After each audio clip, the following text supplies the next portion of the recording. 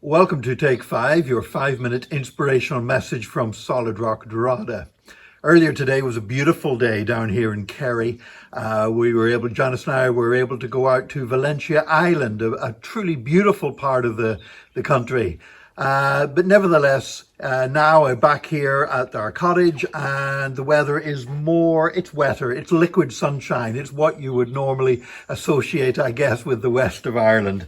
But of course, that all depends on the sun.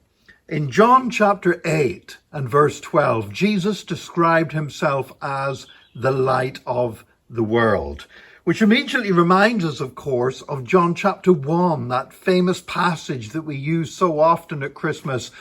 In the beginning was the Word, and the Word was with God, and the Word was God, and all things were made by him, etc. But in verse 4 of that passage in John chapter 1, it says, "In him was life, and that life was the light of men. And the light shines in the darkness." And then according to some translations, it says, "But the darkness did not comprehend it."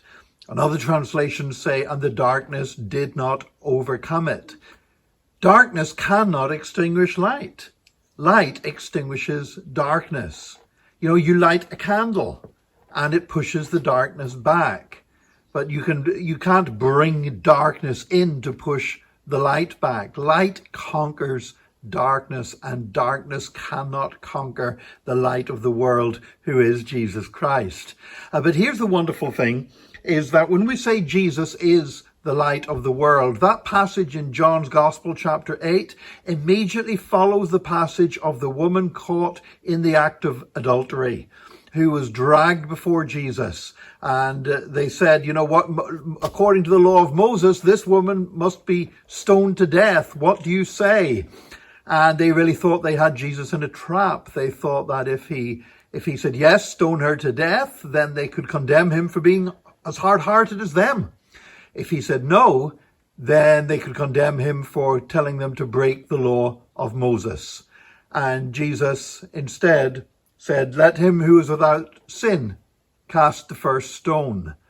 And of course, all those scribes and Pharisees melted away because they knew that they had sin, until only Jesus was left. Because of course, he was actually the one who was qualified to cast the first stone, because Jesus didn't have sin.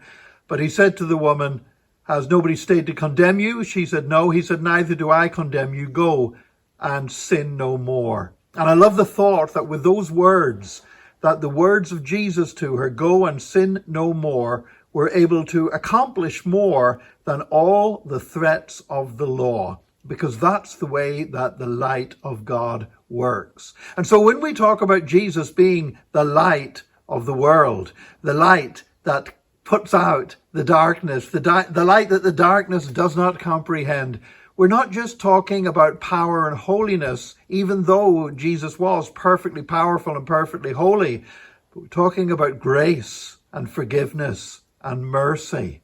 You see, the law came through Moses, but grace and truth came through Jesus Christ. And Jesus is 100% grace and 100% truth. And that's why he is the light of the world.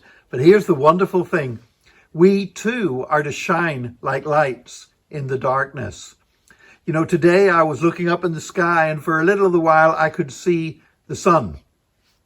But this part of Kerry where we're staying is known as the Dark Reserve, because there's so little ambient light or natural light here. It's one of the best places in Europe to look at the night sky. And you know what? Tonight, if these clouds will clear a little bit, I will be able to look up and I will be able to see the light of the stars and the light of the moon. But of course, the moon has no light of its own. The moon all it really does is reflect the light of the sun. And my prayer today is that we, like lights in the darkness, will actually reflect the light of the world, Jesus Christ, bring his mercy and his grace and his love and his truth into other people's lives. May God help us to do that today. And please join us again tomorrow for another special Take 5, your 5-minute inspirational message from Solid Rock Dorada.